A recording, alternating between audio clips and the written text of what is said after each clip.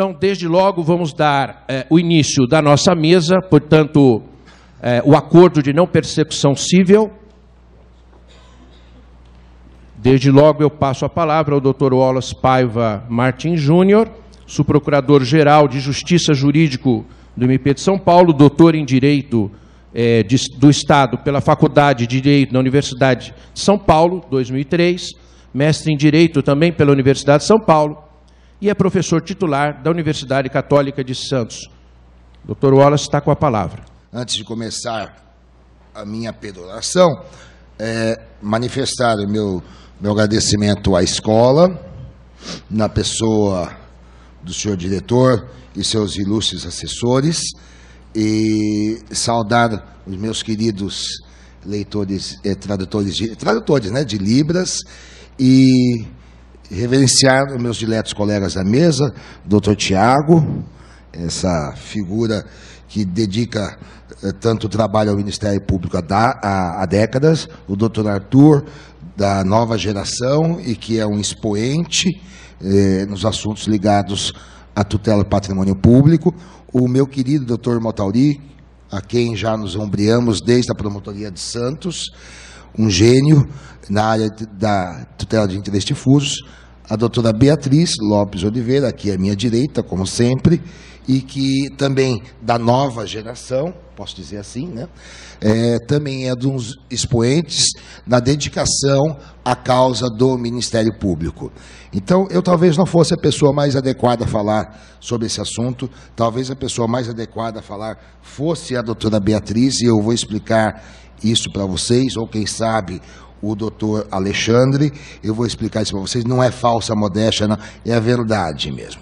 Mas eu vou abordar o acordo de não persecução civil em breves palavras, para que nós possamos fazer um debate dinâmico entre todos, porque eu acredito que a pluralidade de ideias e de olhares e de pontos de vista faz com que todos nós possamos crescer.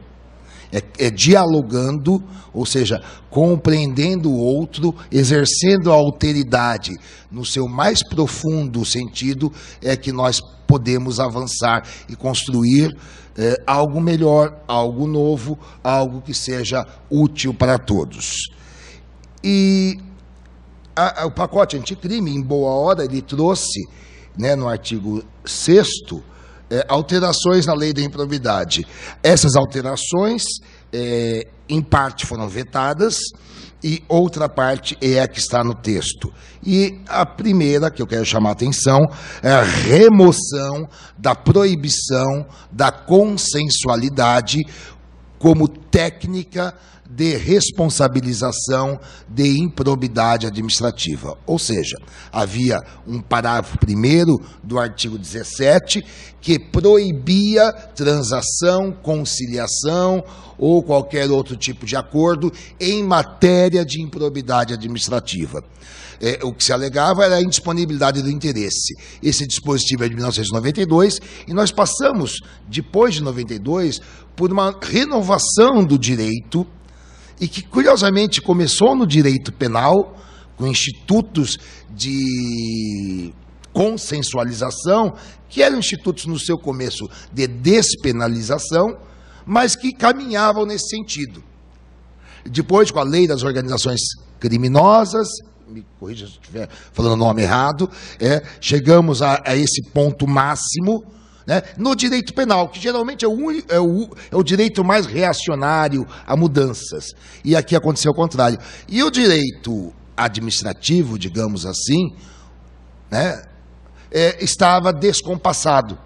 Tanto é que havia casos que envolviam crimes contra o patrimônio público, crimes contra a administração, que são de conhecimento do Brasil inteiro, do mundo, por sinal, e que, na instância penal, chegava-se buscando-se a colaboração processual, chegava-se a uma solução consensual com alguns das pessoas envolvidas nesses esquemas de corrupção do tipo mafioso. E havia esse maldito digo isso, maldito, parágrafo 1º do artigo 17 da Lei de Improbidade, que vetava qualquer possibilidade de consensualidade. E hoje eu digo para os senhores, a consensualidade veio penetrar no direito administrativo, com a lei da arbitragem, com outras legislações, também a lei de repressão à infração econômica e outras legislações administrativas, no campo das sanções administrativas, veio acompanhando, então, o que havia no direito penal brasileiro. Soluções consensuais, ou seja, a possibilidade de substituição do exercício do poder disciplinar, do exercício do ius imperi, para responsabilização. Isto veio para o direito administrativo, e o último bastião que caiu foi o da Lei de Improbidade Administrativa. Caiu em boa hora? Caiu. Em 2017, salvo engano, a presidente Dilma Rousseff apresentou uma medida provisória que já possibilitava isso, mas essa medida provisória, no âmbito daquela lei da responsabilidade das pessoas jurídicas por atos lesivos ao patrimônio público, essa medida provisória, ela não foi confirmada falando assim em termos mais prosaicos, não foi confirmada pelo Congresso e caducou. Então, continuávamos com o problema. E aqui e ali, por conta da experiência da Operação Lava Jato, havia promotores e procuradores da República que celebravam composição em improbidade administrativa. Não me cabe aqui falar sobre o passado, né? Eu estou olhando para o futuro, isso cabe na análise de cada um, de cada órgão que temos a respeito disso. Vamos olhar o futuro. Bom dia, senhora corregedora, por favor, como que vai? É um prazer tê-la entre nós. Então nós temos essa remoção desse obstáculo. Se aparece aos atores competentes para a deflagração da responsabilização por improbidade administrativa, um novo cenário. E me permitam, pode parecer um pouco assim para os senhores, um pouco assim, um sentimento de presunção deste que vos fala, mas eu, quando escrevi minha dissertação de mestrado, Probidade Administrativa, que é um livro que havia até há pouco no mercado, eu já dizia, naquela época, desde o ano de 2000 ou 1999, que era preciso remover esse obstáculo de lege ferenda, porque a tutela judicial precisa ser eficiente, não pode ser aquela tutela judicial do século passado, né? Não pode ser aquela em que nós fazíamos a fantasia do processo, em que o processo servia para si mesmo. Nós temos que buscar eficiência, resultados. E o resultado para desbaratar um esquema ímprobo passa, obviamente, na minha visão daquela época, pela colaboração processual. Então eu já augurava que devesse haver, então, alteração da lei para que se buscasse alguma coisa de utilidade ao interesse público por força de uma colaboração processual. Porque nós, membros do Ministério Público, ficávamos à mercê do espírito cívico, lembra, doutor Tiago, eu sempre falava isso, do espírito cívico elevado de algum ex-motorista, ex-empregada doméstica, ex-secretária, ex-mulher, ex-genro, ex-filho, não dá para dizer, né? De todos eles, permitam-me a observação um pouco machista, a ex-mulher é implacável. É implacável. Mas há explicações que transcendem o campo jurídico e vão para as relações sociológicas para isso. Havia uma amargura entre o casal e geralmente levava a isso. Mas a gente ficava na mão desse pessoal. E às vezes o membro do Ministério Público não tinha como fazer a prova daquilo que aconteceu. Este era o nosso problema. E, portanto, a solução consensual com um dos atores desses esquemas, que são atores que são esquemas bem enredados, numa teia complexa das relações incestuosas entre o setor público e o setor privado, para desbaratá-las, era preciso ter um elemento racional, objetivo e impessoal, que passava, então, pela solução consensual. E eu digo, agora olhando a lei, a meu ver, e por força dos vetos que sofreu, ela não falou tudo o que deveria falar. Então, ela admite acordo de não persecução civil. Vamos buscar, então, o que é não persecução. E aí, o paralelo que nós temos que encontrar é a não persecução penal oriunda dos sistemas de colaboração ou de assunção de culpa, etc. Então, eu vejo aí que nós devemos buscar um paralelo para saber o que é. E mais, eu vejo que o Ministério Público deve imprimir uma objetividade lógica a essa não persecução. Ou seja, para que não venha se baratear, se amesquinhar, se apoucar esta não persecução. Ela tem que ter uma utilidade de interesse público. Notadamente, quando eu enfrento esquemas e organizações que percolam os meandros da administração pública e distribuem bônus ao setor privado. Então, eu não posso fazer um acordo de não persecução civil por achar que é uma improbidade leve. Senhores, essa discussão já foi levantada inúmeras vezes e não existe improbidade pequena, leve, menos improbidade, etc. Improbidade é improbidade. Improbidade é desonestidade. Agora, como eu vou tratar esta improbidade é outra coisa. Então, eu vislumbro que nós devemos buscar uma finalidade de interesse público. Qual é? Bom, aqui eu tenho um caso pequeno, vamos dizer assim. Vamos dizer que eu tenho um caso pequeno, quer dizer, pequeno de pequena extensão. Um caso pequeno e que um servidor, ele se apropriou de um pacote de canetas. E levou para os seus filhos, história linda, né? E levou para os seus filhos e sobrinhos para estudarem porque são pobrinhos. Olha, com todo respeito, se ele não é um grande esquema criminoso, mas se ele se dispor a assumir a culpa, esse é o primeiro dado, assumir a culpa, eu poderia, em tese, celebrar um acordo de não persecução civil, valendo-me, inclusive, objetivamente, do que, e se isso se houver, a jurisprudência entende que é improbidade para efeito das penas que eu vou negociar e valendo-me, inclusive, dos precedentes do órgão de revisão dos inquéritos civis, que é o Conselho Superior.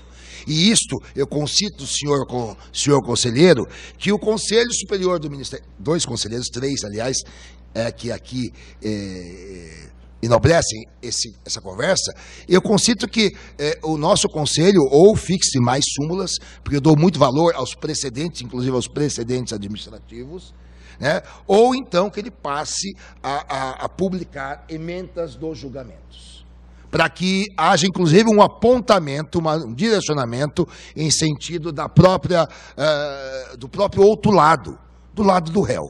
Então, chama a atenção disso. Em segundo lugar, acho que a finalidade deve ser quando não é um caso assim, quando é um caso com maior extensão, a finalidade deve ser, além da assunção da culpa, a obtenção de meios que facilitem a efetiva punição. Então, a pessoa tem que vir, assumir a culpa e indicar o esquema criminoso, estou falando uma linguagem um pouco mais rápida, o esquema criminoso, seus atores, seus coadjuvantes, Tem que indicar onde, para onde foram as coisas apropriadas, desviadas, o quanto do dano, ou seja, uma verdadeira colaboração. É isto que nós precisamos para não banalizarmos este instituto. Esse instituto tem que ser levado a sério. Não é para tratar de modo irresponsável. E aí eu chamo a atenção de que três observações necessárias. Primeiro, este acordo é uma espécie do gênero convenção. Convenção ou ajuste seria qualquer tipo de negócio jurídico bilateral. Segundo, não é um compromisso de ajustamento de conduta. Porque o compromisso de ajustamento de conduta, ele pressupõe que não existam concessões mútuas. Quem está do lado do tomador do compromisso não abdica de nada. Ele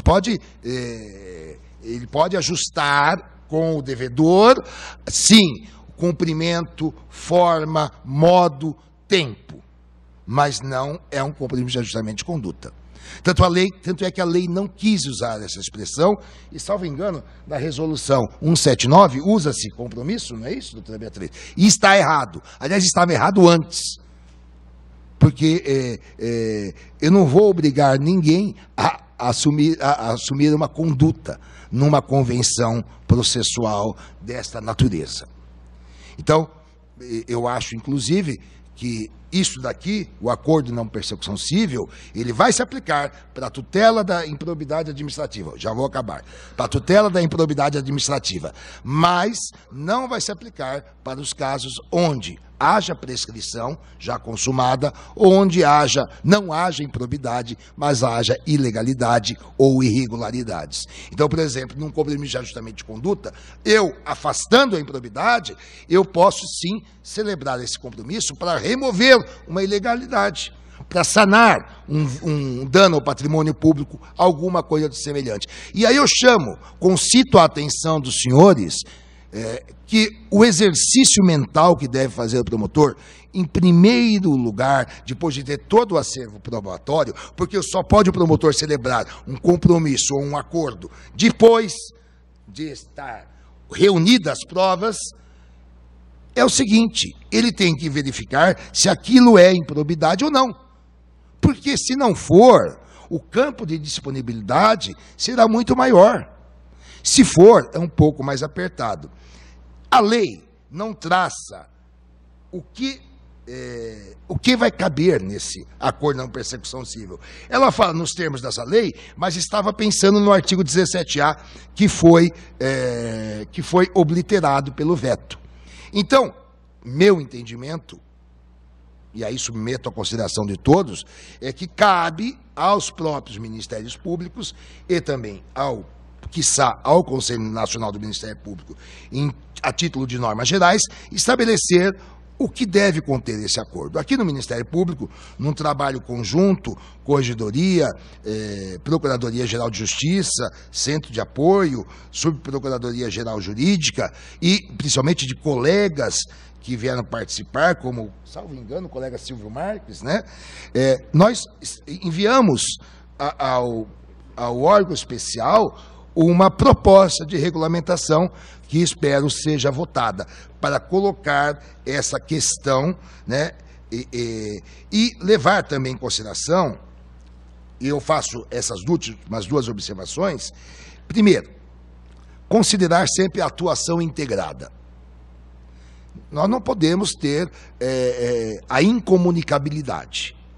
O promotor do patrimônio público deve atuar em sintonia para evitar, com o promotor criminal, para evitar soluções diferentes. Isso não faz bem ao réu, isso não faz bem ao interesse público, isso não faz bem a ninguém. Então, se é um caso que é admissível, o acordo de não persecução penal, o acordo de não persecução civil, vamos fazer conversando. Segundo, sempre levar em consideração, nós não podemos substituir o juiz na questão dos efeitos da improbidade. Ou seja, eu digo aqui o problema da inelegibilidade. Só existe enquadramento na lei ficha limpa se houver condenação judicial. Então, se é um caso, a meu ver, e é claro que eu, muito humildemente, estou aberto a discussões, se é um caso em que eu verifico que há o prognóstico de envolver a aplicação da lei ficha limpa, não há como se fazer acordo, porque a responsabilidade, a inelegibilidade, digo eu, depende de condenação judicial. Então chama a atenção, porque o membro do Ministério Público não pode subverter a competência da jurisdição eleitoral. E acho também que nós devemos, por última observação, buscar elementos para uma convicção a respeito desses assuntos, tanto em leis semelhantes, como a própria Lei 12.846, Lei Anticorrupção Empresarial, e na própria Lei de Introdução às Normas do Direito Brasileiro. Bom, senhores, com essas considerações, eu encerro minha participação, agradeço pela oitiva e agradeço principalmente pelo convite, eu já vi que está esgotado. Agradeço principalmente o convite, isso não sai, falando de lado não sai. Agradeço principalmente, não sai lá. Agradeço principalmente o convite e a paciência com os senhores tiveram, devolvendo a palavra ao Dr. Levi.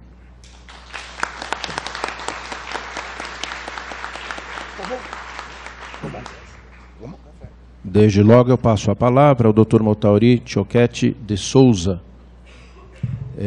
Claro, desculpa. Dr. Motauri é vice-corregedor-geral do Ministério Público do Estado de São Paulo, biênio 2019-2020. Foi assessor da Corregedoria Geral 95 a 98, procurador de Justiça de Interesses Difusos e Coletivos desde 2010.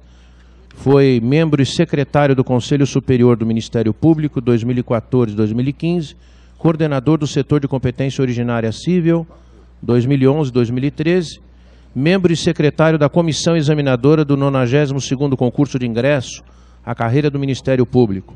Integrou o Conselho Diretor do IDEC, mestre em Direito Difusos e doutor em Direito do Estado pela PUC de São Paulo, professor de cursos de mestrado e doutorado na PUC, Núcleo de Direitos Humanos, professor assistente e doutor de Direito Penal nos cursos de graduação da PUC, professor nos cursos de especialização da Escola Superior do Ministério Público, portanto, a pessoa e autor de diversas obras jurídicas. Doutor Motauri, eu passo a palavra imediatamente. Bom, inicialmente gostaria de parabenizar a escola pela iniciativa, iniciativa pujante de um tema momentoso, com várias complexidades, muitas dificuldades e desafios para toda a instituição, e cumprimento a escola na pessoa do colega Levi, aqui representando o nosso querido amigo e diretor, Dr. Paulo Sérgio. Também gostaria de cumprimentar todos os integrantes da mesa, Dr. Tiago, dileto amigo, o Dr. Arthur, a doutora Beatriz, e eu faço na pessoa do Dr. Wallace, Dr. Wallace aqui, que de longas histórias comuns, várias delas impublicáveis, mas também não a tal nível, Mas o Dr. Wallace, desde das linhas de Santos, nas batalhas institucionais de Santos, estamos juntos, caminhamos par e passo na construção, na busca da nossa colaboração para a construção de um Ministério Público melhor. E também parabenizo a todos os que aqui se encontram presentes, agradeço a presença e vou falar muito sinteticamente. Ontem, a caminho, estava voltando de Franca com a senhora Corregedora Geral, doutora Tereza, estávamos voltando de Franca, e no caminho assim, eu falei, pô, eu Wallace, a gente tem que conversar, porque a gente vai falar amanhã. Daí eu mandei um WhatsApp para ele, falei, olha, você fala primeiro, e fala o que você quiser, porque eu sei que depois que você falar, ou eu complemento alguma coisa ou eu peço só um cafezinho, O café ainda não apareceu, então eu vou ter que complementar alguma coisa, mas muito pouco, que as exposições do Dr. Wallace são sempre brilhantes, completas, como é peculiar, a sua cultura, a sua pujança jurídica. E eu vou apenas fazer uma reminiscência, Dr. Wallace, se me permite, dos idos lá de Santos, obviamente, do começo da década de 90, final da década de 89, nós tínhamos em Santos a equipe regional de proteção ao meio ambiente da Baixada Santista, que é a gênese dos GAEMAs. O GAEMA, na verdade, não foi inventado, Ele surgiu dessa equipe, que foi uma experiência pioneira dos anos 80, E no final dos anos 80, começo dos anos 90, eu e o Hamilton, o colega Hamilton, Alonso Júnior, estávamos nessa equipe. E a Lei 8429 veio em 92. E o doutor Wallace, né, ficou lá na divisão de atribuições da promotoria, incumbido da tutela do patrimônio público. E nós fazíamos lá nossas ações civis públicas ambientais, sempre atuávamos coletivamente, era uma equipe, né? E o doutor Wallace chegou lá, peraí, olha, tem aqui essa nova lei, nós vamos colocar alguma coisa aí e tal, né? E ele veio lá, assim, meio, falei, o que esse cara quer mexer nas nossas ações civis públicas ambientais para colocar esse negócio de improbidade administrativa, né? O que eu quero falar com isso? O doutor Wallace é né, dos pioneiros na aplicação efetiva da lei de improbidade. E desde então faz com o brilho que lhe é inerente, né? E nós adoramos a iniciativa, fazemos sempre ações, né, conjuntas, porque o Ministério Público tem que atuar de forma integrada, porque a potência da atuação integrada do Ministério Público tem um grau diferenciado em relação à atuação individual de cada um de nós. Não por menos o Ministério Público é uno e indivisível. A unidade e a indivisibilidade vem, né, de uma frase blasé, podemos dizer, que é a união faz a força. E a união de esforços é que dá a potência efetiva da atuação do Ministério Público em toda e qualquer circunstância. Eu vou me ater aqui, após a exposição do Dr. Wallace, a um comentário apenas relacionado especificamente à questão da forma de controle desses ajustes celebrados pelo Ministério Público à luz do novel tratamento dado aí ao artigo 17, parágrafo 1º da Lei 8429/92. Em verdade, o doutor Wallace já o antecipou, a nova redação do artigo 17, parágrafo 1º, fala que o acordo é possível na forma desta lei. Como se a limitar o âmbito, né, de alcance desse acordo celebrado? E a forma dessa lei estava justamente no artigo 17A do projeto, que culminou, como o doutor Wallace já falou, por ser vetado pelo presidente da República. Mas é importante que nós tenhamos em mente as razões do veto ao artigo 17A, né? Ou seja, ao modo pelo qual foi estruturada ali a possibilidade de acordo na senda da improbidade administrativa. E as razões do veto não têm absolutamente nada a ver com o conteúdo dos requisitos que ali se encontravam elencados. Tem a ver com a circunstância de que a legitimidade ativa no sistema da lei de improbidade é, em tese, concorrente entre o Ministério Público e o órgão público lesado. E quando houve essa alteração, por meio do pacote anticrime, não houve a previsão de que o órgão público lesado também pudesse celebrar acordos. Limitou-se o legislador ali no 17A a dar ao Ministério Público essa possibilidade de ajustar. E a razão do veto aposto àquele dispositivo foi justamente essa.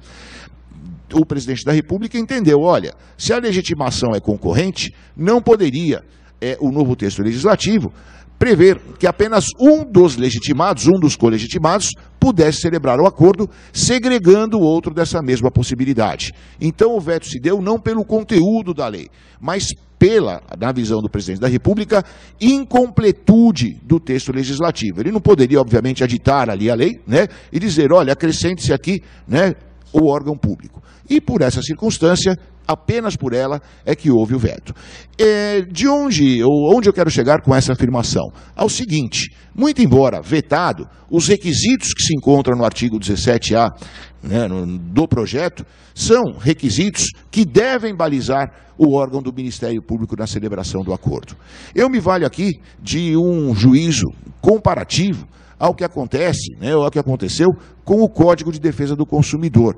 Quando o CDC foi editado, o artigo 28, parágrafo 5º, previa, né, e prevê, porque ele está ali ainda literalmente, que a personalidade jurídica da empresa pode ser desconsiderada em qualquer situação, desde que haja lesão ao consumidor. Ou seja, traz uma cláusula genérica de desconsideração da personalidade jurídica da empresa, pautada exclusivamente num fato objetivo.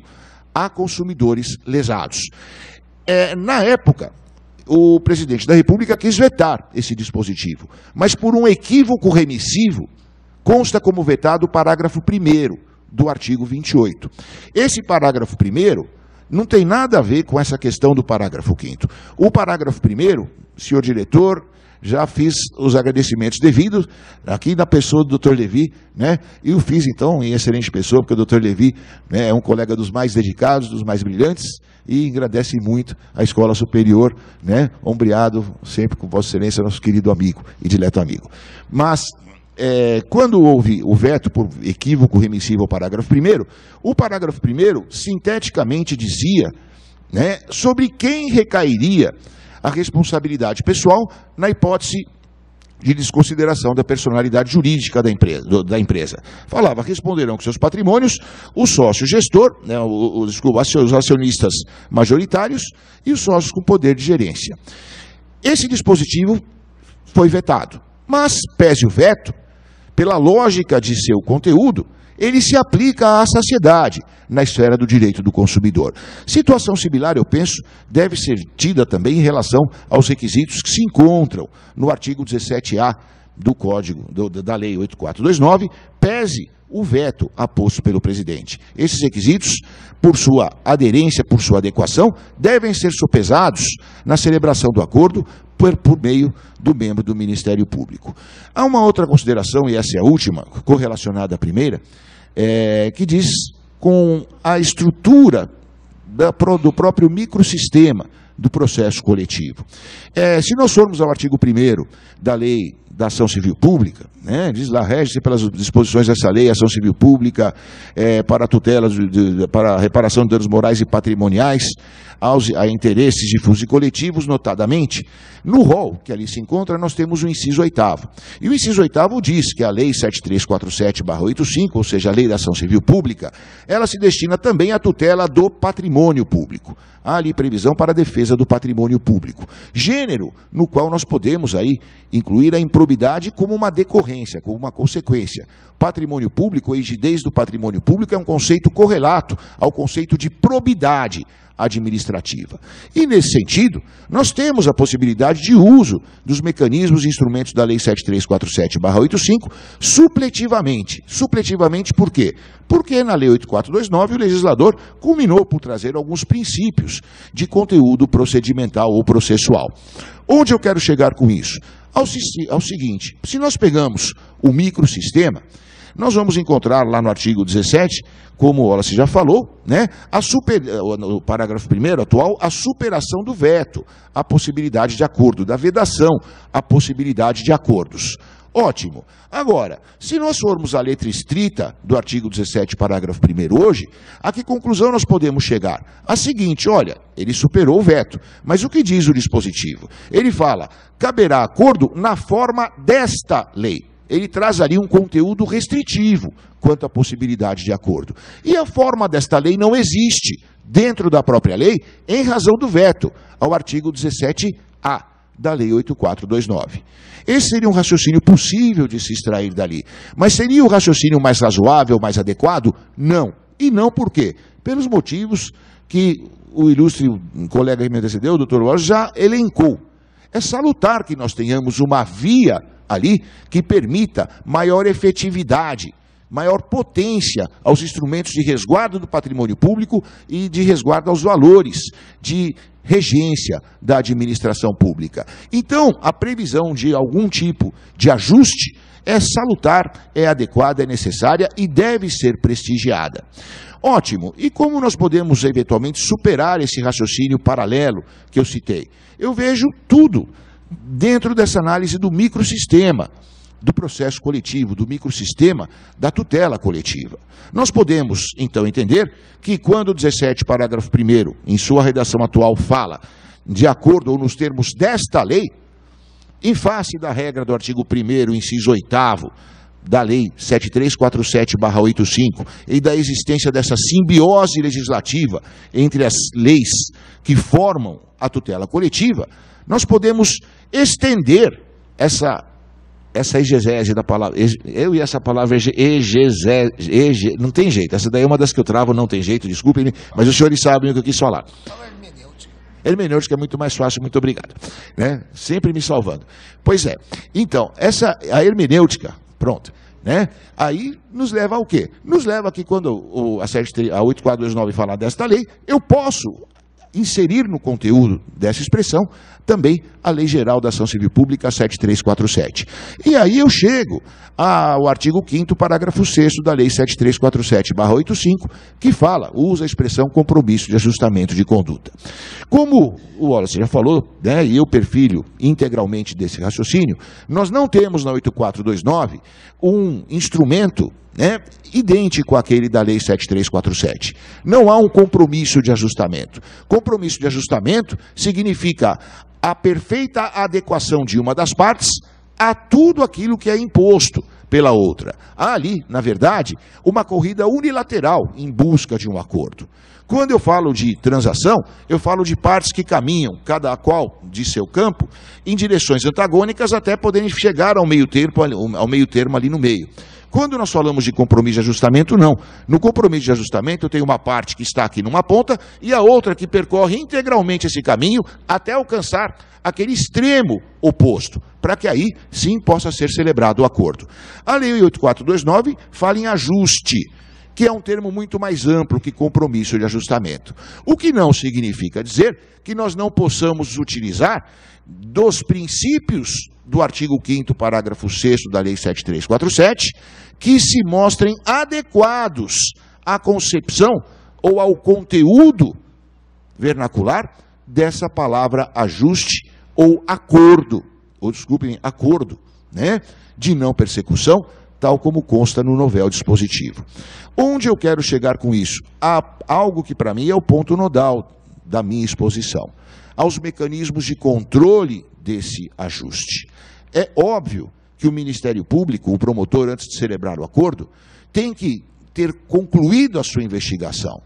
Qualquer tipo de acordo serôdio ou precipitado, tanto faz, é um acordo que não vai gerar os efeitos adequados, necessários e suficientes para a repressão do ato e para a prevenção de novas condutas ímprobas.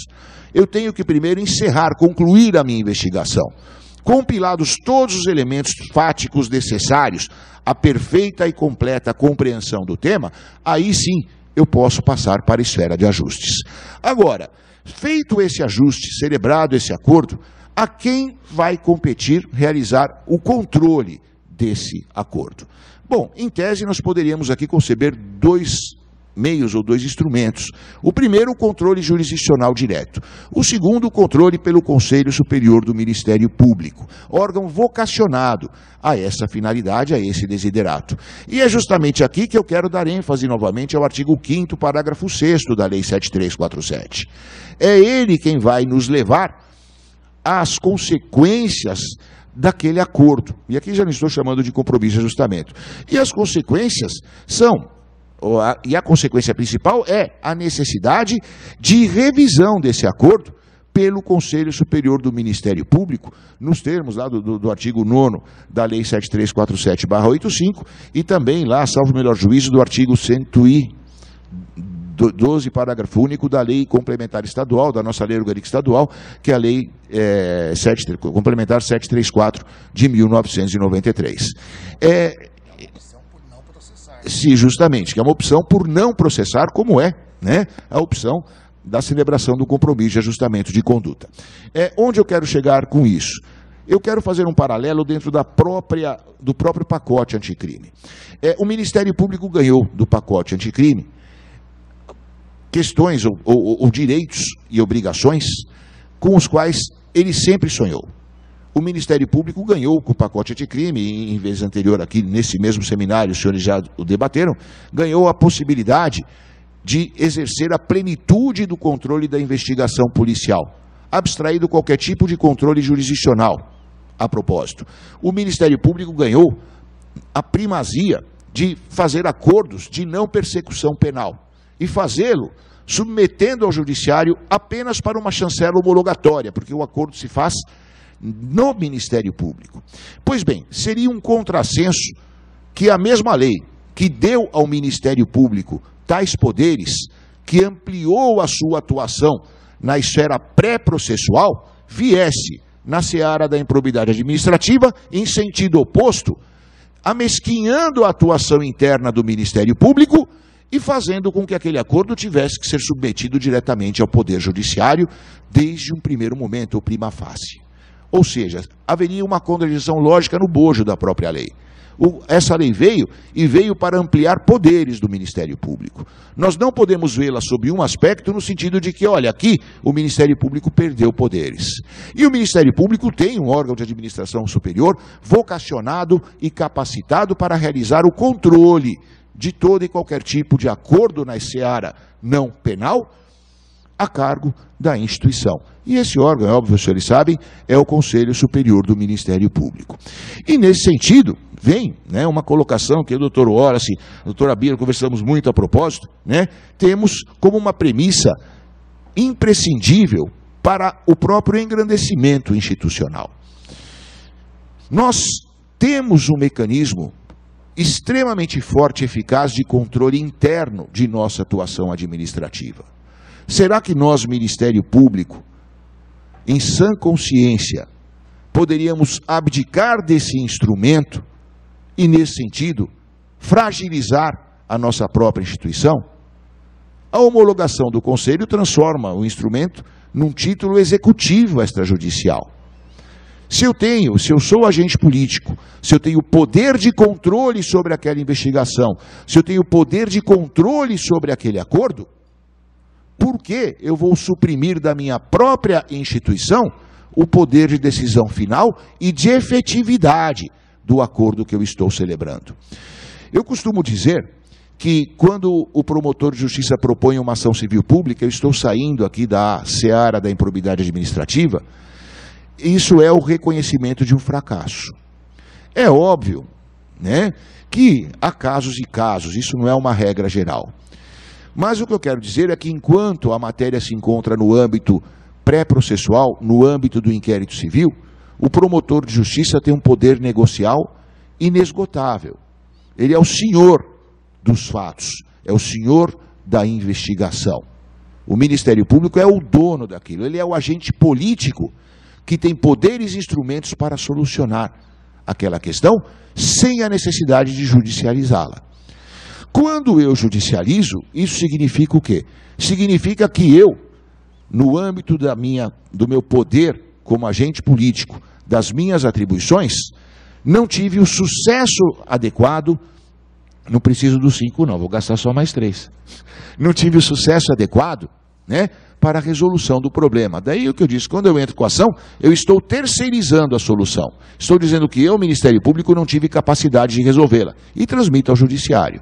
Agora, se no nosso âmbito específico nós temos potência e temos órgãos de controle interno capazes de firmar um título executivo que tem a mesma efetividade e eficácia de uma sentença judicial transitada em julgado, se eu escolho a via jurisdicional em detrimento da via institucional, eu estou literalmente desprestigiando o Ministério Público, desprestigiando a minha instituição.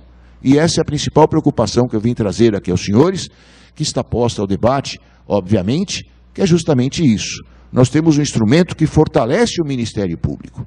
Cabe ao Ministério Público fazer o uso adequado desse instrumento e fazer o uso adequado desse instrumento à luz do que hoje a instituição já possui de mais importante, que é o seu poder resolutivo, abstraído da possibilidade, né, ou abstrair da necessidade de um controle jurisdicional. São essas as considerações que eu gostaria de fazer. Gostaria muito de ouvir os demais colegas, também aos senhores. Mais uma vez agradeço em muita oportunidade de aqui estar. E, doutor Levi, restituo a Vossa Excelência a palavra. Muito obrigado.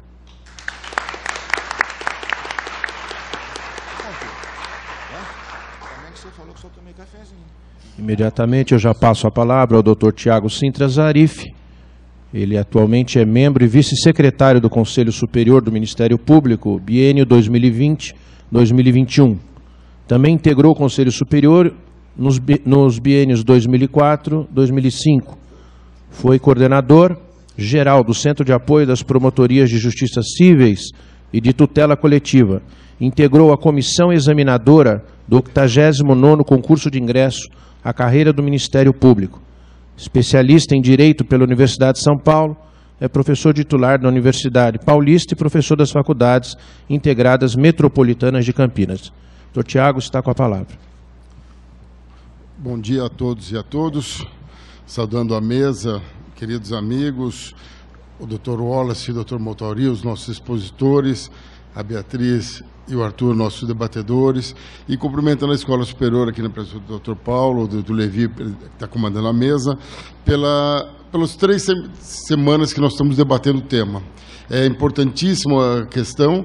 Eu estou aqui na condição até de conselheiro, mas sem a posição do conselho, daqui o Dr. Aldo e o Dr. Mônica, nós ainda não debatemos o tema internamente, mas a importância de discutir a questão e depois nós levarmos esse debate para o Conselho Superior. Combinei, até falei com o Arthur antes e hoje de manhã com a Beatriz, que eles vão fazer mais as perguntas e levantar os debates, as polêmicas. Então eu vou só pôr um retrato do que é essa questão em termos de Ministério Público.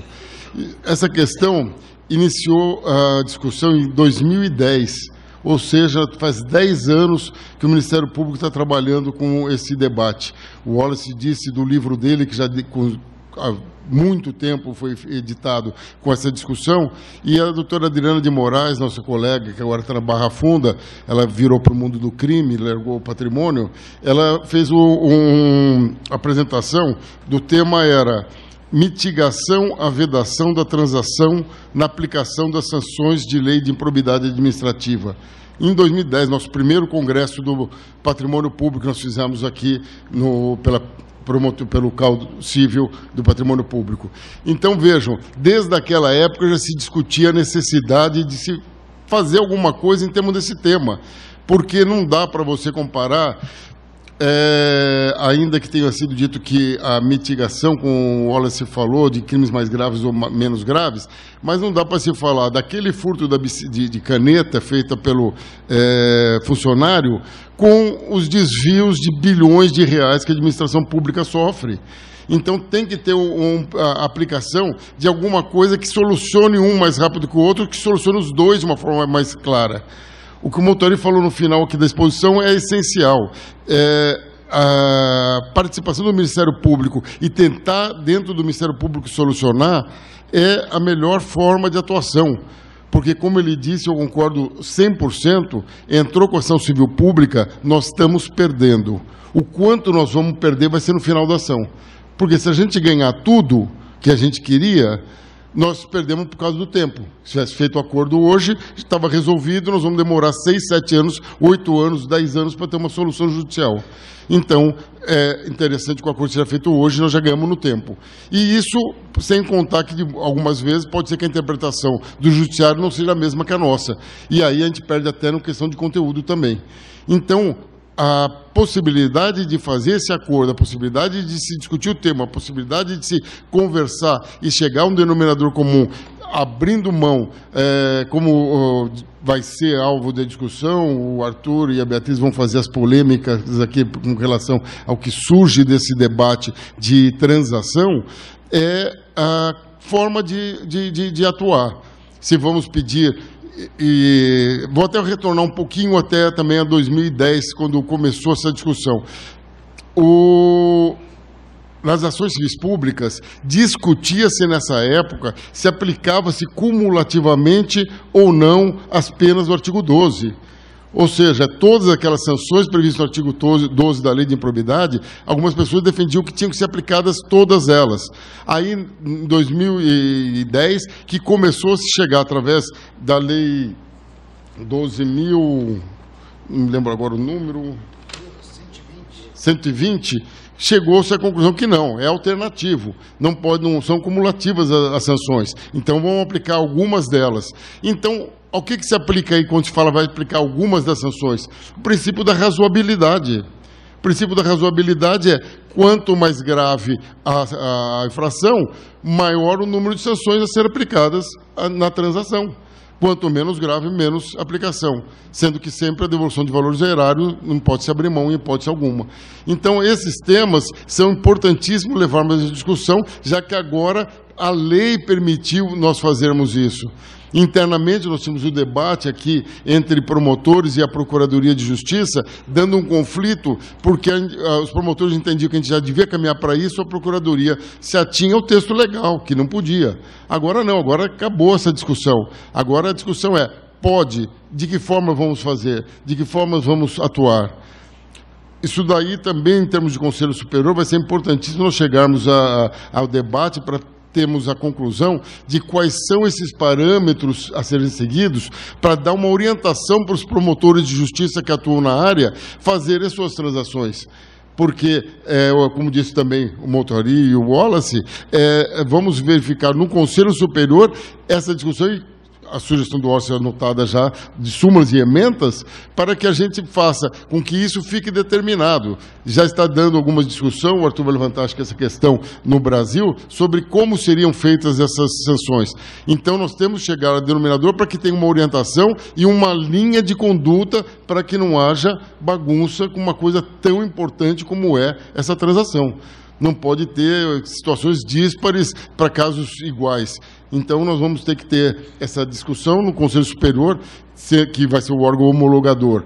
Obviamente que vão ter situações que vão ter que surgir até o Judiciário, porque tem algumas sanções que só podem ser aplicadas através do Poder Judiciário. E aí depois caminhar para o registro dessas infrações. Mas, fora essas que são obrigatoriamente passadas pelo Judiciário, então vamos fazer com que o Ministério Público, dentro do Conselho Superior, tenha um posicionamento e facilite a vida dos promotores com relação a regramentos de acordo com aquilo que for apresentado e for discutido e chegarmos à conclusão que seja o bom senso a ser aplicado. Passou já pelo Conselho Superior do Ministério Público na gestão anterior, que estava a doutora Mônica, estava também no Conselho, um acordo feito em Osasco e que foi utilizada a medida provisória 703.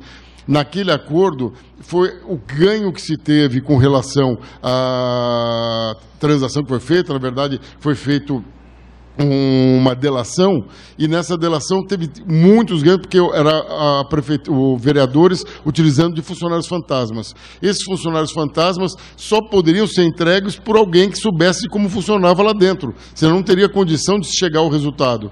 E o colega fez a delação com uma funcionário lá da Câmara, e esse funcionário entregou várias outras pessoas. O resultado obtido foi muito grande. O resultado das condenações penais e cíveis em razão dessa delação foi muito grande. Então é isso que a gente tem que incentivar, é isso que a gente tem que debater, e aqui eu vou deixar até aberto mais a discussão que a Beatriz e o Arthur vão apresentar, para chegarmos a esse ponto, essa linha mínima de atuação, e aqui o Conselho Superior será muito interessado no resultado final desse debate. Obrigado a todos.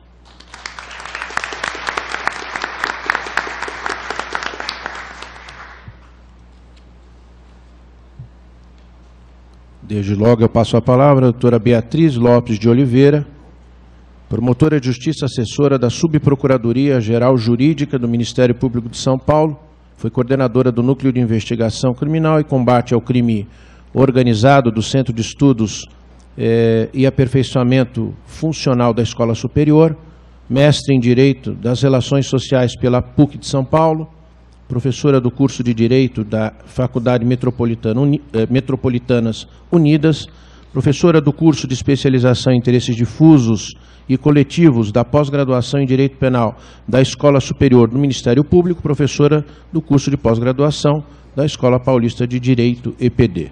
Doutora Beatriz, está com a palavra. Bom, obrigada, bom dia a todos e a todas. Gostaria de agradecer o convite, doutor Paulo, pela oportunidade aqui também, doutor Devi, e cumprimento também os demais colegas aqui da mesa, na pessoa do doutor Wallace, nosso subjurídico, e já passo a análise das questões, até por conta do tempo e da importância da questão. Esse tema, para quem me conhece um pouquinho, sabe que me é muito caro, porque eu, na minha vida toda institucional, tenho trabalhado na área criminal e na área da improbidade. E até essa questão que envolve a disciplina do acordo na improbidade no âmbito do MP, se a gente olhar para todos os estados do Brasil, a maioria deles já disciplinou a questão internamente, se dá em razão desses debates internos. E que vem tomando muito tempo durante as discussões internas da Procuradoria, na Corregedoria, e agora, com a supressão da proibição do artigo 17, ficou bem mais fácil da gente viabilizar um regulamento interno. Mas, quando se pensa em acordo na improbidade, me parece que dois objetivos são primordiais. O primeiro deles é a busca de eficácia. e o segundo é o resguardo do interesse público. Quando a gente pensa em busca de eficácia, e aqui eu faço também já um apelo aos colegas mais novos, da nova geração do Ministério Público, da qual eu me incluo ainda um pouco fazendo parte, o Ministério Público hoje, sem dúvida alguma, ele precisa, né, precisa de uma mudança de postura, no sentido de obter um maior protagonismo no que tange à justiça negociada.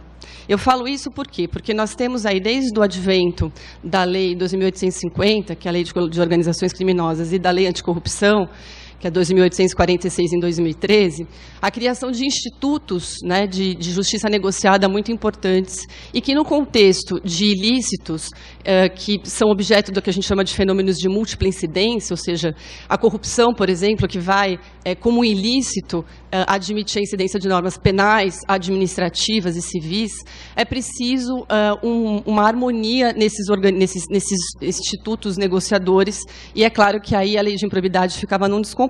Eu não vou me demorar muito nessa questão, porque eu quero só chamar a atenção desse protagonismo. A Resolução 118 do CNMP, que trouxe aí a Política Nacional de Incentivo à Autocomposição, ela é um reflexo, já era um reflexo também do próprio CPC de 2015, que traz, né, um contexto de transformação no direito processual civil brasileiro, que consagrando verdadeiramente uma ideologia em que a figura do juiz ela sai um pouco de contexto, né, e traz um protagonismo para as partes diante do caso concreto. A justiça negociada, né, a previsão específica, o que o próprio Código de Processo Civil traz de justiça negociada, inclusive no artigo 190 existe uma cláusula aberta, né, que permite ali o negócio jurídico, não pode ser visto, obviamente, num contexto só de direitos privados. Existe, né, também a necessidade de trazer a negociação para os direitos indisponíveis. E essa atuação negociada, ela me parece que é uma tendência mundial. Se a gente olha para a colaboração premiada da lei 2.850, ela vem como Instituto de Direito Premial, que vem atender, inclusive, diplomas internacionais. A gente pensa na Convenção de Mérida, a gente pensa na Convenção de Palermo, que já estabeleceu a necessidade de se instituir esse tipo de colaboração. Então, suprimida, né, a proibição da lei de improbidade e incentivada cada vez mais essa atuação negocial que vem como uma transformação do processo civil, é preciso que o Ministério Público se adeque, né, a essa ideia. E por isso que me parece muito antiquada a ideia de que o Ministério Público e o promotor de justiça tem que ficar só na atuação repressiva, né? O promotor de justiça ele precisa saber que agora ele tem que sentar para negociar. Ele tem que negociar no crime, ele tem que negociar no cível, agora, com o acordo de não persecução cível, e também na esfera administrativa, se a gente olha para a lei anticorrupção e verifica que lá também o Ministério Público pode fazer acordos de leniência no caso de omissão da autoridade administrativa. Então, nessas três esferas, no ato ilícito de incidência múltipla, como o fenômeno da corrupção, por exemplo, é preciso que o promotor saiba, aprenda a negociar. Então, eu chamo a atenção para isso. Eu acho que a gente precisa ter essa mudança de mentalidade no Ministério Público. A gente não pode mais deixar de aceitar a ideia de sentar para discutir com o investigado e, consequentemente, com o seu advogado, sempre, é claro. Mas também, sem muito me alongar, já trazendo aqui o debate para as questões para o debate, quando a gente pensa no acordo, né, de não persecução civil, trazido agora pelo pacote anticrime, um viés que me chama a atenção diz respeito da natureza jurídica do Instituto, para mim é um dos mais polêmicos, mas eu gostaria de ouvir o seguinte dos expositores que estão aqui e fomentar o debate. É necessário que o acordo de não persecução civil ele só seja celebrado num contexto em que haja uma organização ou um esquema ilícito em que haja colaboração do investigado?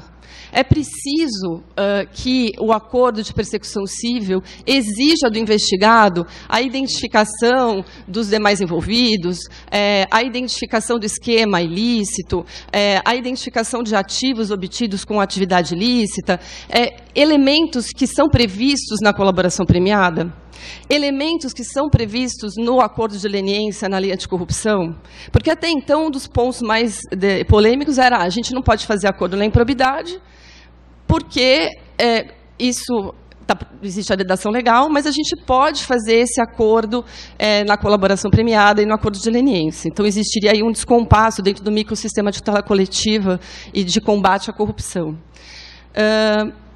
Em princípio, eu confesso para os senhores que eu acreditava que sim. Eu acreditava que o acordo na improbidade ele precisaria sempre vir carregado da colaboração. A ideia era, o direito é tão importante, é indisponível, a tutela do patrimônio público é tão relevante que eu não poderia fazer um acordo simplista, digamos assim, fora de um contexto em que houvesse colaboração do investigado. Mas eu confesso também, aqui me vem a primeira indagação para os expositores, isso parece ter mudado um pouco com o acordo de não persecução penal. Porque o acordo de não persecução penal, ele vem no artigo 28A da Lei Anticrime, e é aplicável para aquelas infrações penais praticadas sem violência, sem grave ameaça, em que a pena mínima seja não superior a 3 anos. E se nós abrirmos, eu até fiz questão de anotar, se a gente abrir o nosso Código Penal, nós vamos ver que o acordo de não persecução penal ele é possível de ser celebrado em crimes contra a administração pública. Peculato, pena mínima, artigo 312, 2 anos. Concussão, pena mínima também de 2 anos. Corrupção passiva, pena mínima de 2 anos. Sem falar de ilícitos, infrações penais previstas em legislação extravagante. A gente pode fazer, em tese, é claro, o acordo de não persecução penal no crime de lavagem de dinheiro. Podemos fazer acordo de não persecução penal no crime nos crimes tributários e nos crimes contra o sistema financeiro, inclusive o crime de evasão de divisas. São crimes que, na nossa atuação do dia a dia, a gente sabe que são praticados num contexto, normalmente de organização criminosa e que tem reflexo na improbidade. A gente tem diversos ilícitos dentro da lei de improbidade, da própria lei anticorrupção, que se assemelham muito com os crimes praticados contra a administração. Então, se eu posso hoje fazer um acordo de não persecução penal com funcionário público ou um terceiro beneficiado numa improbidade que praticou um crime de corrupção ativa ou corrupção passiva, eu não poderia fazer um acordo de não persecução civil com essa mesma pessoa sem trazer todos esses requisitos que o próprio acordo de não persecução penal traz, o problema que me parece em identificar esses dois institutos, é claro, existem, se a gente olhar o acordo de não persecução penal, que é um debate que a gente vem tendo aqui nas 2 últimas semanas, ele exige primariedade, ele exige que o sujeito não tenha celebrado o acordo anterior, ele precisa de homologação judicial, e se ele for descumprido, ele enseja o oferecimento de denúncia e instauração da ação penal. Como ficaria isso no acordo de não persecução civil, celebrado com um indivíduo num contexto fora de organização criminosa? Se a gente olhar a lei anticorrupção, o acordo de leniência da lei anticorrupção, se ele é descumprido, ele tem como consequência simplesmente a impossibilidade da empresa celebrar um novo acordo. Ali não tem previsão de propositura de ação. Como é que ficaria isso? Então, essa é uma primeira indagação que eu acho relevante. A segunda, que me parece também bastante importante, diz respeito à suspensão dos direitos políticos, como sanção prevista na improbidade e passível de acordo no acordo de não persecução civil. Quando a gente pensa em direitos políticos, é claro que muitos dividem aí a polêmica em torno da capacidade eleitoral ativa e da capacidade eleitoral passiva. A capacidade eleitoral ativa, o direito de voto, o direito de votar, ele é totalmente indisponível. Como é que eu poderia celebrar isso dentro de um acordo de não persecução civil? Vamos imaginar, acredito eu que não. Mas, e a capacidade eleitoral passiva, o ius honorum, o direito de concorrer a mandatos eletivos? Eu poderia celebrar isso num acordo de não persecução civil, colocar que o sujeito se compromete a não se candidatar a determinados cargos eletivos, sujeitos a mandatos eletivos por tanto tempo? Essa questão, para mim, é uma das mais importantes, e eu dando uma olhada em diversas resoluções que foram editadas pelo país, o tratamento é diferente em cada lugar. Tem estados que disseram que não é possível você disciplinar sobre suspensão de direitos políticos, outros estados admitem. é uma questão que me parece, eu tenho a minha opinião, né? Eu acho que qualquer tipo de negociação nesse sentido demandaria aí uma homologação judicial, considerando, né, se tratar de direito indisponível. E me parece que é uma questão que vai necessitar uma disciplina não estadual, mas eu acho que o Conselho Nacional já, inclusive, já está preparando uma resolução sobre o pacote anticrime. Esse é um dos pontos que me parece fundamental de trazer a debate. E dentro dessa, e também finalizando aqui a questão das sanções, como ficaria, né, a sanção relativa à perda da função pública? Eu posso acordar que o sujeito se compromete a se exonerar, né, da sua função, considerando, né, a importância, a gravidade do ato de improbidade? E mais ainda, vamos supor que a gente acorde isso. Vamos supor que a gente acorde que o sujeito não vai se candidatar a cargo eletivo, vamos supor que a gente acorde que o sujeito vai se exonerar. Se ele não cumpre o avançado, a gente executa isso? A gente vai mandar, né, uma comunicação ali para o juiz eleitoral? Ou como é que nós vamos questionar, né, o registro de candidatura? A gente pode mandar lá a cópia do nosso acordo e dizer, olha, registro de candidatura aqui não tem cabimento, porque ele acordou comigo lá no acordo de não persecução civil que ele não ia se candidatar. Ou se ele se compromete a se exonerar e aí ele não manda o pedido de exoneração para a administração. Então, a gente pode acordar isso, ou a gente pode acordar isso desde que haja homologação judicial. E a última indagação também de natureza muito rápida, porque, sinceramente, eu falo, doutor Paulo Sérgio, isso aqui precisa de um evento só para discutir acordo de não persecução civil. Não desespero querer falar de tudo aqui, não dá tempo. E também não quero invadir muito a área do Arthur, porque a gente não teve tempo, oportunidade de conversar, quero deixar margem para ele também trazer aqui as suas observações. E a última pergunta, o descumprimento do acordo de não persecução civil, ele enseja a tomada de qual medida? Né? A gente vai executar ou a gente vai propor ação?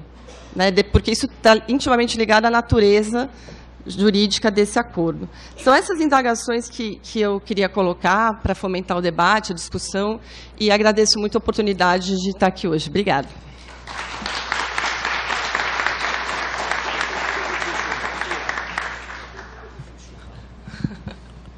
Antes de passar a palavra aos expositores, fala o Arthur e depois a gente conclui. Tá?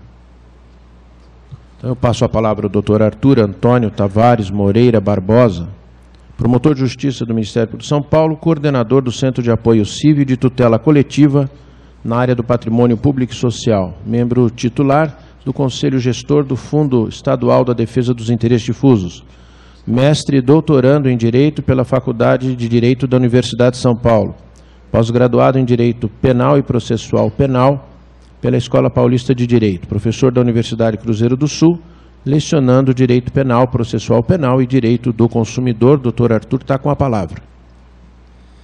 Obrigado, Levi. Primeiramente, cumprimentar a mesa bem rapidamente aqui na pessoa do Dr. Tiago, meu eterno chefe, eterno conselheiro, eterno centro de apoio aqui.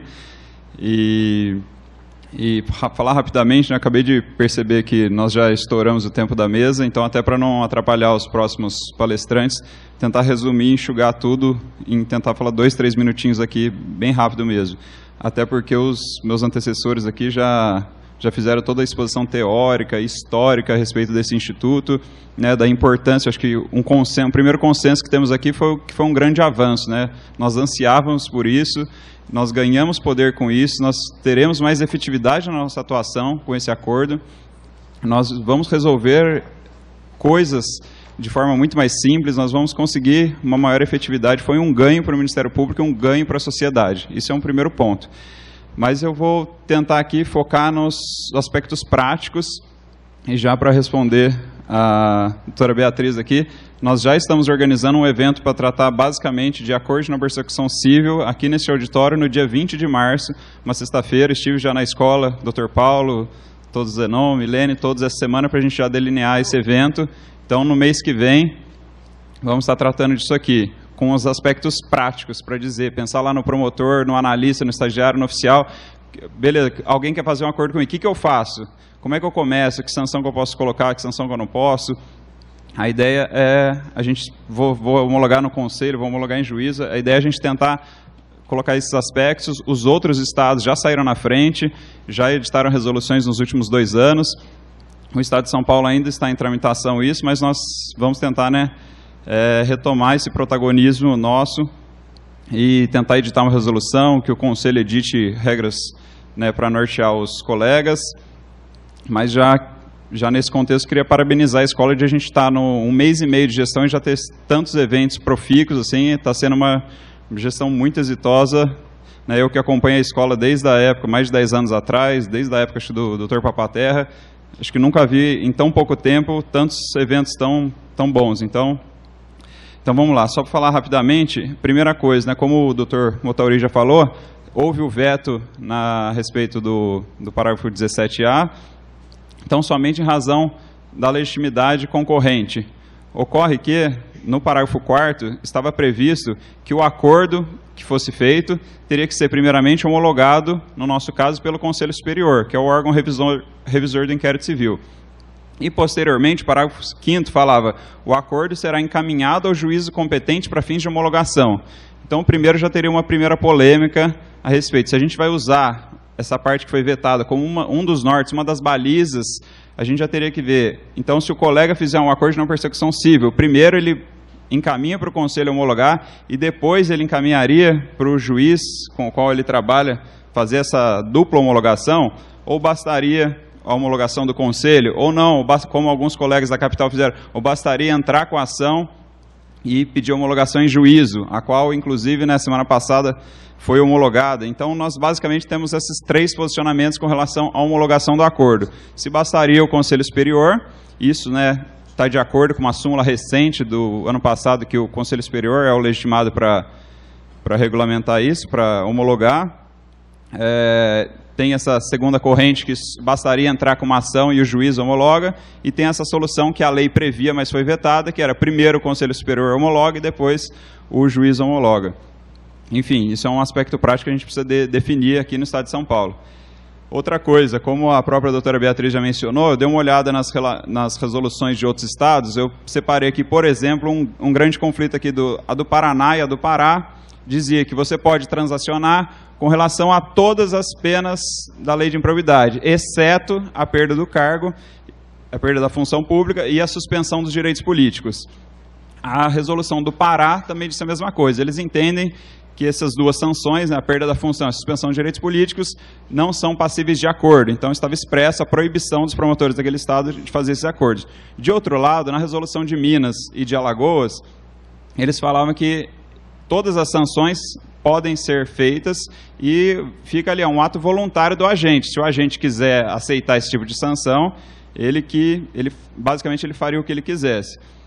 Inclusive, em Alagoas, eles falaram que poderia até colocar sanções que não estejam estritamente previstas na lei de improbidade, colocar sanções outras que fossem adequadas no caso concreto, como, por exemplo, não assumir qualquer outro cargo por 10 anos. Enfim, você inventaria alguma sanção relacionada a isso, e aí, se a pessoa concordasse, isso aí passaria a valer. O problema é que nós temos, né, o artigo 20 da Lei de Improbidade, que fala que, né, algumas das sanções dependem do efetivo trânsito em julgado, e aí nós já temos algumas outras posições. Alguns acham que, se a gente homologar isso no Conselho, não dá, se o juiz homologasse, a gente poderia executar, e alguns acham que nem com homologação judicial poderia se transacionar com relação a um direito inalienável da pessoa.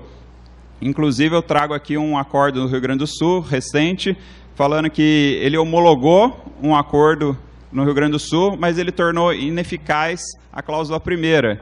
Ele falava o seguinte: tenho por declinar do pedido do órgão ministerial e deixo de homologar a cláusula primeira do termo de ajuste de conduta, cuja imposição deve ser efetivada somente em condenação civil, ou seja, a suspensão dos direitos políticos somente com condenação. Foi o que entendeu o juiz lá do Rio Grande do Sul, e depois o Ministério Público apelou, mas o Tribunal do Rio Grande do Sul manteve isso sobre a impossibilidade de transacionar com relação à suspensão dos direitos políticos.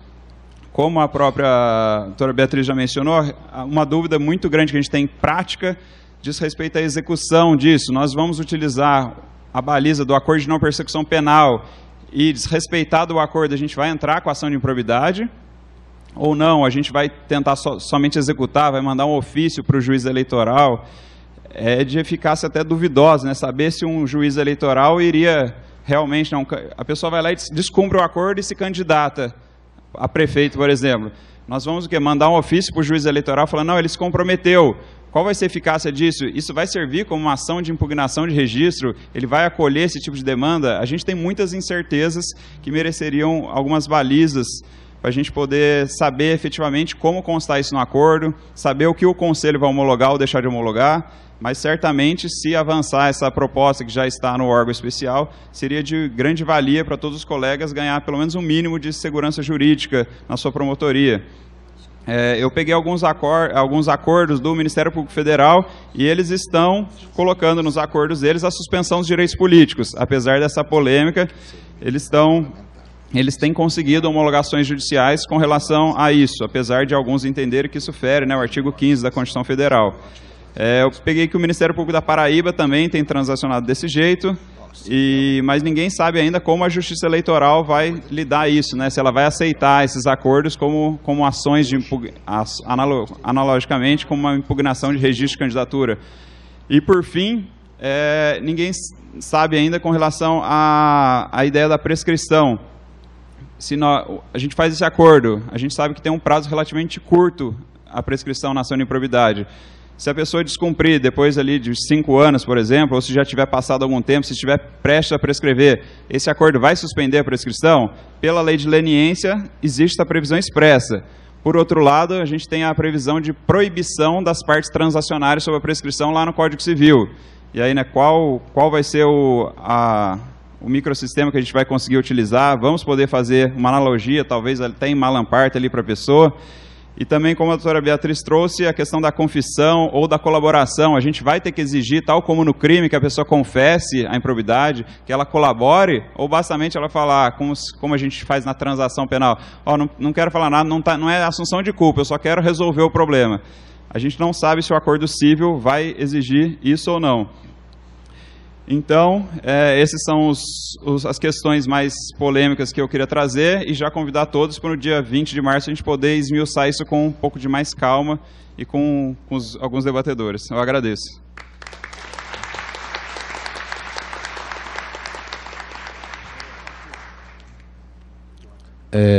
Eu peço só em razão do tempo, que a brevidade só na exposição dos nossos expositores aqui. Então, Paulo, já tivemos uma ideia aqui fantástica. Nós vamos ter que levar para a escola pessoas que sejam expertos em negociação. Saber os truques de negociação. Já vamos pegar os que estão na praça aí, principalmente da iniciativa privada, que nos ensine um pouco a expertise de uma negociação. Vai ser fundamental isso aí, né? Vamos levar. Então, eu passo a palavra direto ao doutor Wallace e doutor Motauri para as considerações, observado o tempo. Excelente ideia, doutor Levi. Eu procurarei ser o mais expedito possível. Antes de mais nada, eu quero pedir minhas escusas publicamente por um exemplo que eu dei. Na verdade, foi uma citação histórica, né?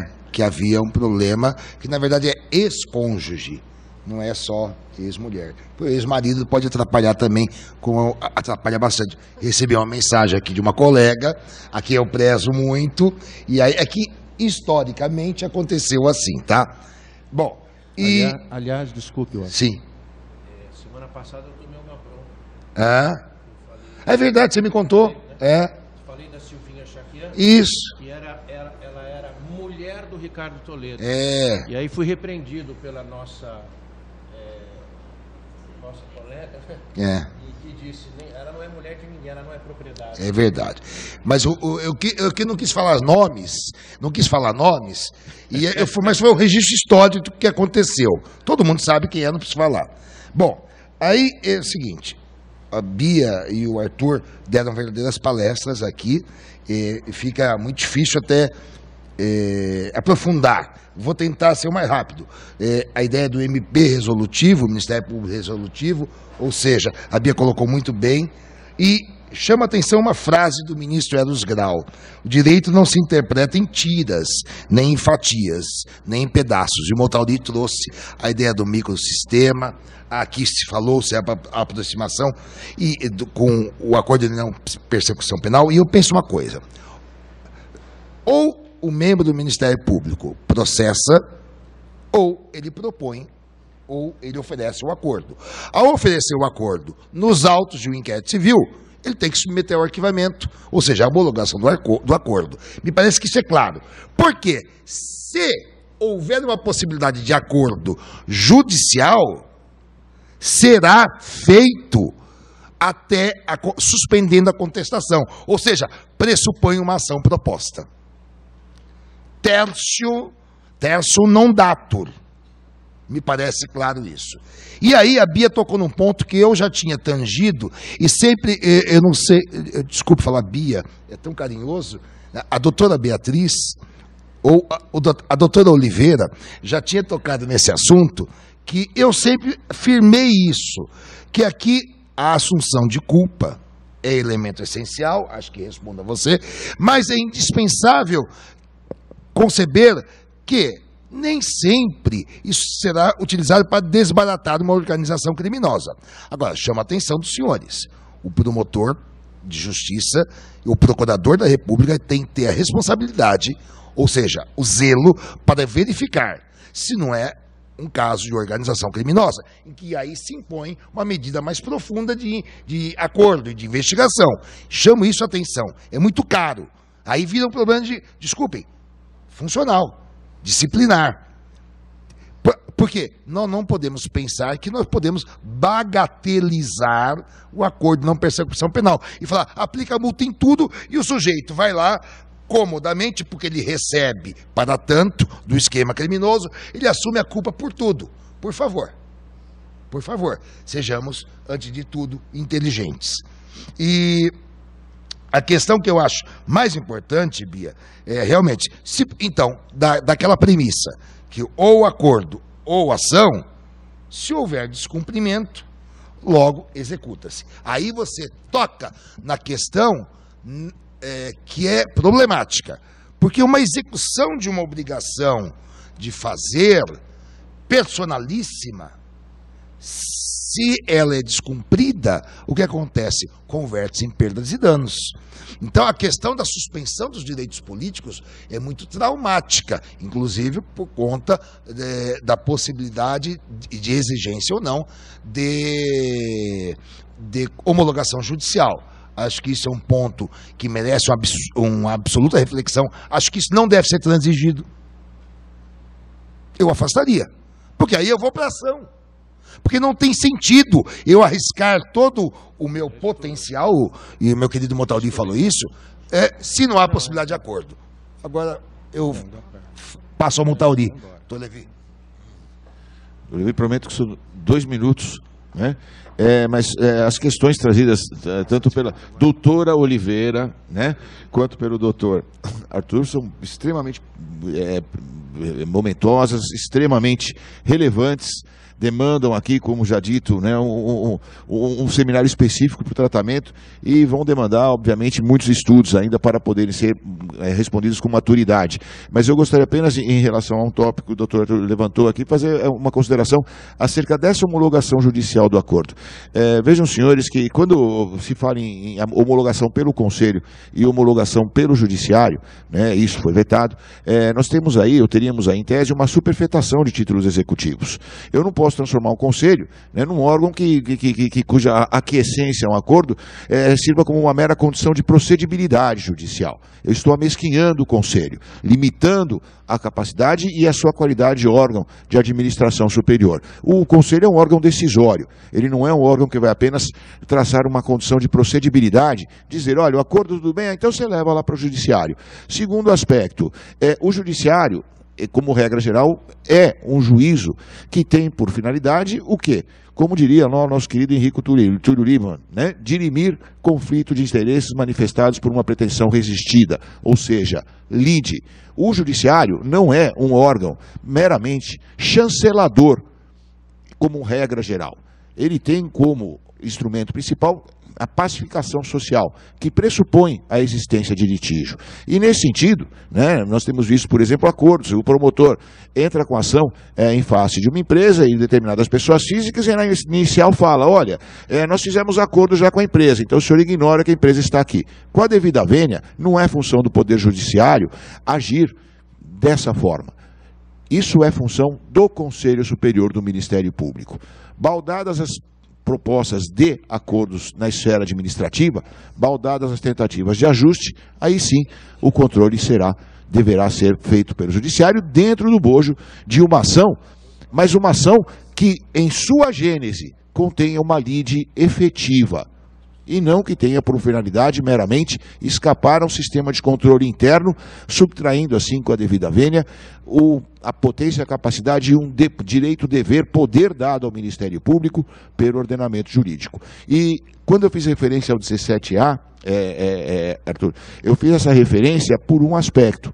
Ele deve servir vetado, né? Ele deve servir como balizador naquilo que o ordenamento jurídico posto e vigente não tem a capacidade de suprir, qual seja, quanto aos requisitos que devem ser observados na celebração desse acordo.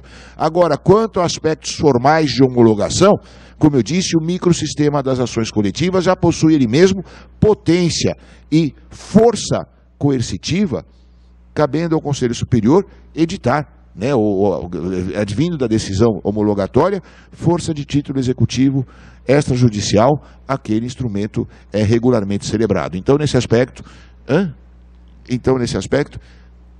estou me cumprimentando, Paulo, não, né? Então, nesse aspecto, né, eu descarto com a devida vênia essa possibilidade alternativa. O tempo está esgotado, né? Agradeço mais uma vez a oportunidade.